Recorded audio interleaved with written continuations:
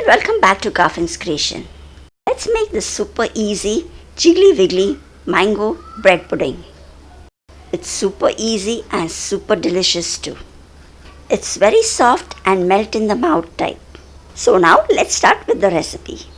To start with, I'm just boiling half a liter of full fat milk.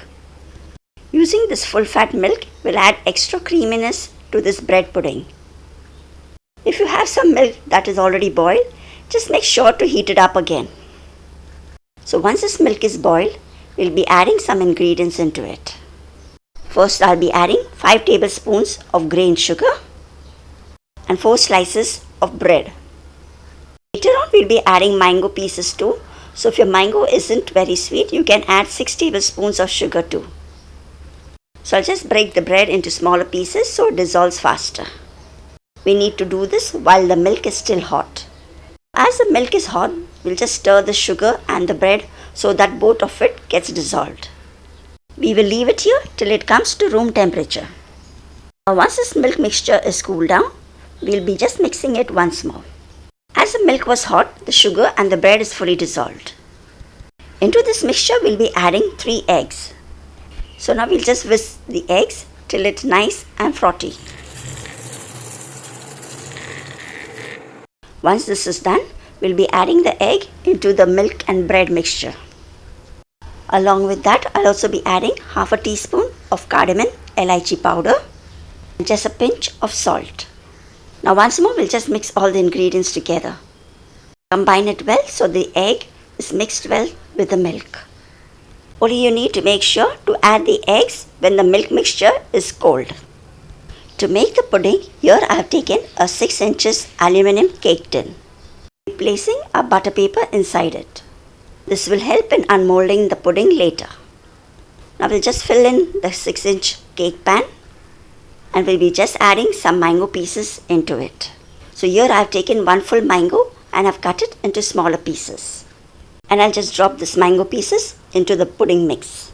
If you prefer, you can also make a puree out of this mango and add it into the milk.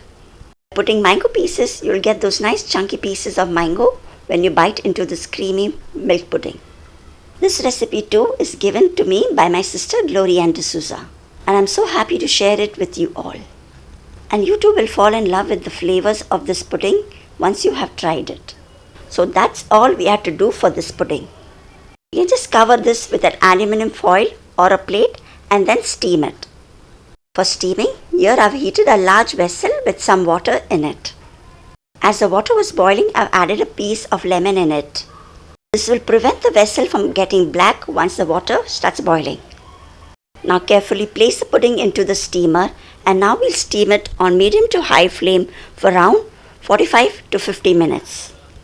After 35 minutes, I did check it out and it was still a little wet. So I just covered it once more and let it cook for another 10 minutes. So this pudding took me approximately 45 minutes to get steamed well. So you can check it out once more with a wooden screwer and see that nothing sticks to it. And the little moisture in the pudding will settle down once the pudding starts to cool down. Now carefully remove it out and let it cool down. We'll let this cool down at room temperature. Once it comes to room temperature, we'll just place an aluminum foil again and keep it in the fridge to chill for about 1 or 2 hours. This will help the pudding to tighten up and unmold easily. So now this pudding is chilled well enough and I'll just run a knife all around it. So here you see how easy it was to make this mango bread pudding.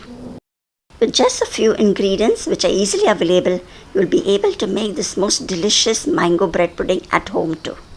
I just love the texture and the taste of this mango bread pudding. You must try this when the mangoes are in season. So our delicious mango bread pudding is ready.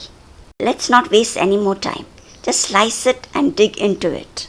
This pudding is really very soft and melt in the mouth. You will surely love the texture and the creaminess of this mango bread pudding. So here it is, our jiggly wiggly mango bread pudding. And check out the texture and the firmness too of this bread pudding. You can top it up with some more mango pieces or mango puree too.